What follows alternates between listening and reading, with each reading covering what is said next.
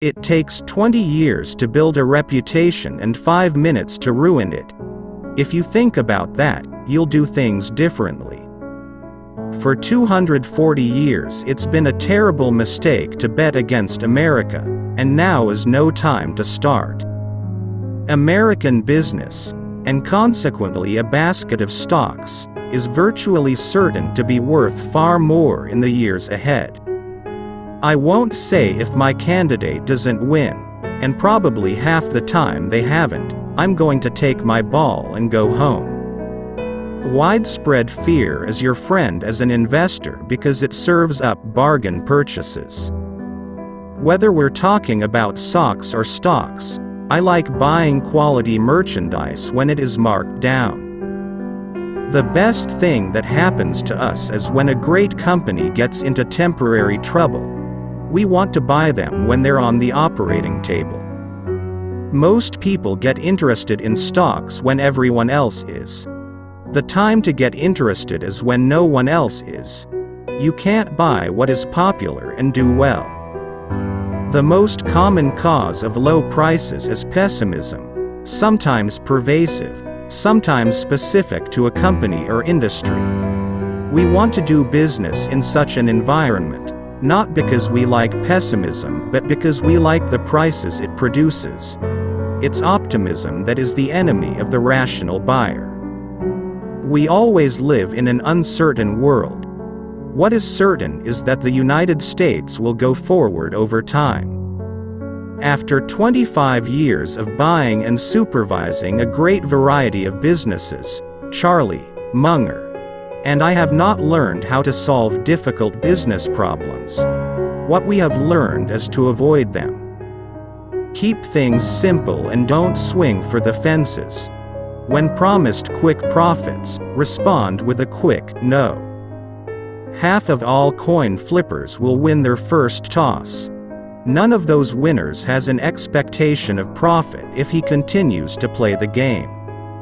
Speculation is most dangerous when it looks easiest. What we learn from history is that people don't learn from history. If past history was all that is needed to play the game of money, the richest people would be librarians. The investor of today does not profit from yesterday's growth.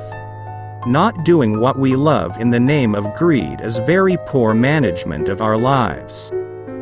You do things when the opportunities come along.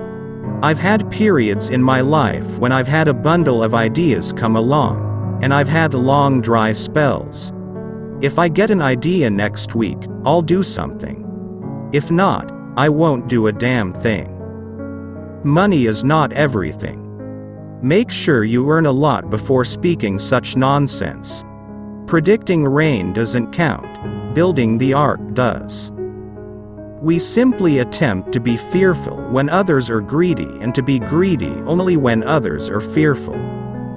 Today people who hold cash equivalents feel comfortable. They shouldn't.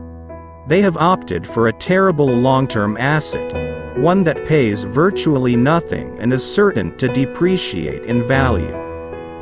So smile when you read a headline that says, "Investors lose as market falls." Edit it in your mind to, "Disinvestors lose as market falls, but investors gain." Though writers often forget this truism, there is a buyer for every seller and what hurts one necessarily helps the other. The years ahead will occasionally deliver major market declines, even panics, that will affect virtually all stocks. No one can tell you when these traumas will occur. Only when the tide goes out do you discover who's been swimming naked.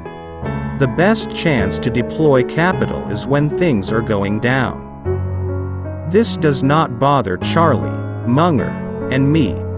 Indeed, we enjoy such price declines if we have funds available to increase our positions. It's been an ideal period for investors. A climate of fear is their best friend. Those who invest only when commentators are upbeat end up paying a heavy price for meaningless reassurance. It's better to hang out with people better than you. Pick out associates whose behavior is better than yours and you'll drift in that direction.